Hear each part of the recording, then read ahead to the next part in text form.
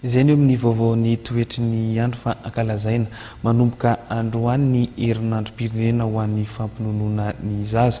Tombony maro no azo avy amin'izany na eo amin'ny zazany na eo amin'ny neny. Dia jerentsika indrindra ary ny sary. Mampihena 900 ny taham-pahafatesan'ny zaza ny fampinonoana ny reniny ny zanany. Tsy mitsahamena nefa ny tahan'ireo reny mampinono ny zanany eto amintsika. Antony maro no mahatonga izany. Ao ny fidiran'ny vehivavy miasa orian'ny fahaterahana. Ny ankamaroan'ireo reny sendranay dia mahatsapa fa maro ireo tombony azo amin'ny fampinonoana na eo amin'ny zaza izany izay miantoka ny fitombon'ny zaza na ara-batana na ara-tsaina na eo amin'ireny ihany koa. Zazakely dia miaro anazy amin'ny otrikaretina rehetra dia miaro ny reniny koa.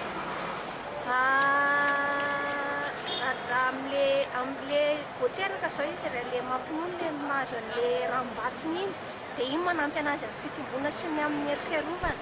Dia mandrapa tonga any am-bolana izy zany niteneny izay no fenitenen'ny ministera hoe ministera fahasalamana hoe mandrapa tonga any am-bolana ny zazakely amena nonondreny foana dia iny mampitombo anazy zany iny. Dia ao aorianan'izay izy efa tsy ampy anazy tsony nonondreny dia tsy maintsy ampiana fanampin-tsakafo izy. Voateraka hatramin'ny faha-enim-bolan'ny zaza dia nonondreny ihany no tokony omenany zaza ary tokony hitohy hatramin'ny faha-roa taona ny faharafahakeliny ny fampinonoana ny zaza. Tokony hifangaro sakafo hafa kosa nefa izany aorian'ny enim-bolana.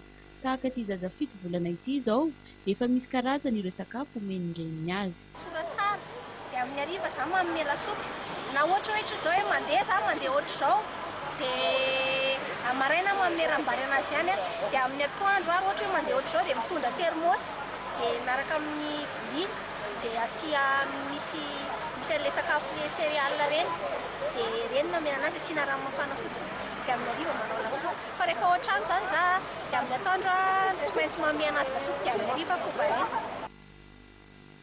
Nanomboka androany ny fankalazana ny herinandrom-pirenena ho an'ny fampinonoana, entina hamporisihana ireo renim-pianakaviana fa zava-dehibe ny fampinonoana. Isy ihany koa ny paikady ho tanterahan'ny ministeran'ny fahasalamam-bahoaka sy ny ministeran'ny asa-panjakana amin'ny famporisihana ireo orinasa na miankina na tsy miankina amin'ny fametrahana toeram-pampinonoana eny anivon'ny orinasa ahafahan'ireo vehivavy miasa mampinono. Any Antsirabe no anamariana ny fankalazana ary tsy farana raha tsy ny faha 12 ny volana Aogositra izao.